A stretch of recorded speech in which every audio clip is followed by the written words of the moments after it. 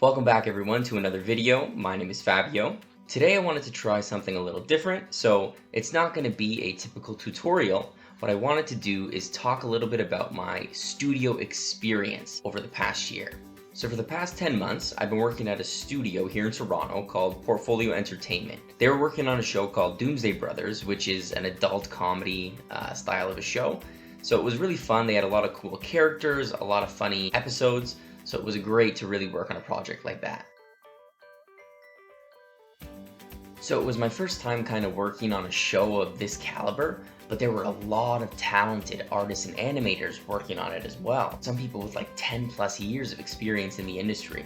So I really got to pick their brains, see how they would approach shots, how they would handle difficult scenes. And I feel I really was able to learn a lot. My stuff really improved from my first shot that I did all the way to my last shot. And I guess that's all you can really ask, is that your work is constantly improving. So that's what I wanted to go over kind of in this video, are some key things that I learned from my supervisors and all the other talented animators on the project. So the first thing that really jumped out to me when I started was the deadlines.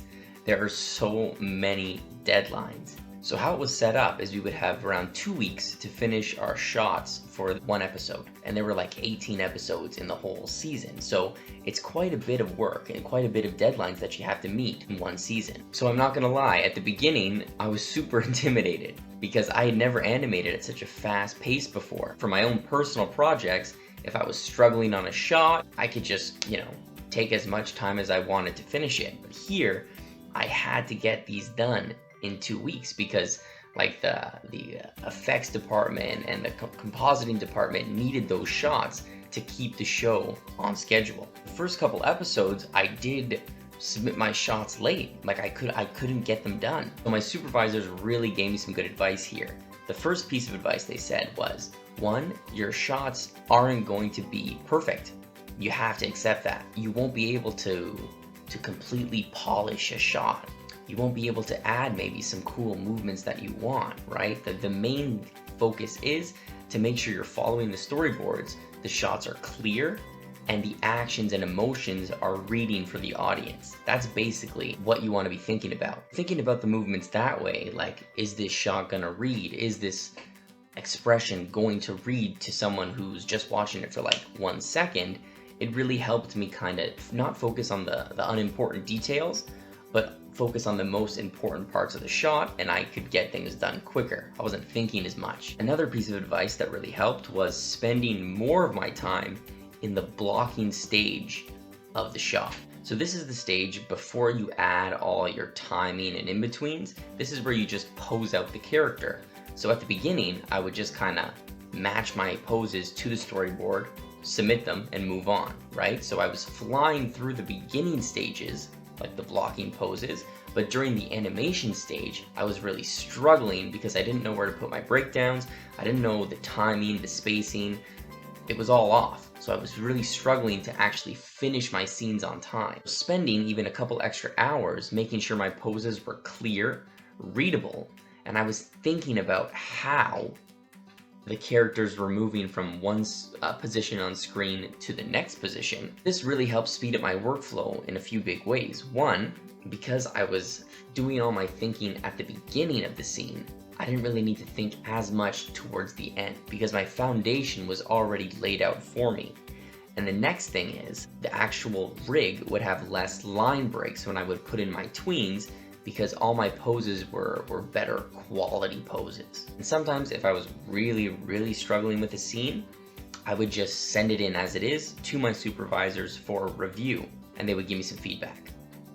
Which kind of brings me into my next point, which is taking criticism and taking feedback. I quickly realized taking constructive criticism and receiving feedback and applying that to your work is a huge part of working in a studio, because pretty much every single one of your shots is going to be up for revisions to your supervisor.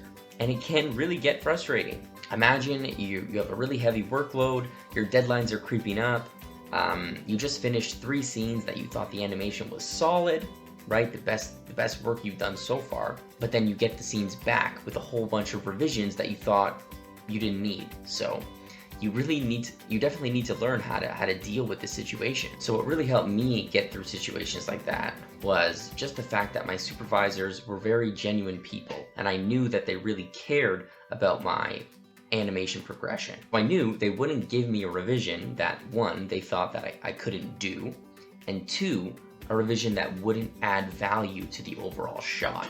So I knew in the end, listening to their years of experience, that this shot was going to turn out better than before. I would have to keep reminding myself that these revisions aren't really a knock on you, on your abilities as an animator. They're just a necessary part to help elevate the show to the highest quality possible. Just remember, you're all one team, you're all working together to make something really cool. And it brings me to my last point, which is remember to have a little fun. So me personally, I would often get caught up in the stress of working at the studio, you know, like the fast pace of animation. I need to meet my deadlines, right? And I would often forget what I was actually doing, which was creating cool characters for people to watch, you know, surrounded in an awesome environment by amazing animators and awesome artists, and really doing something I love as my job. So thinking like that really helped make all those long, stressful nights, all that hard work, it really helped make it all worth it. So that's all I have for my first experiences at a studio. Hopefully, there'll be a lot more of these stories to come, and hopefully you guys will still want to listen. So thank you everyone for watching. Always appreciate the support, and I'll see everybody in the next video. Happy animating.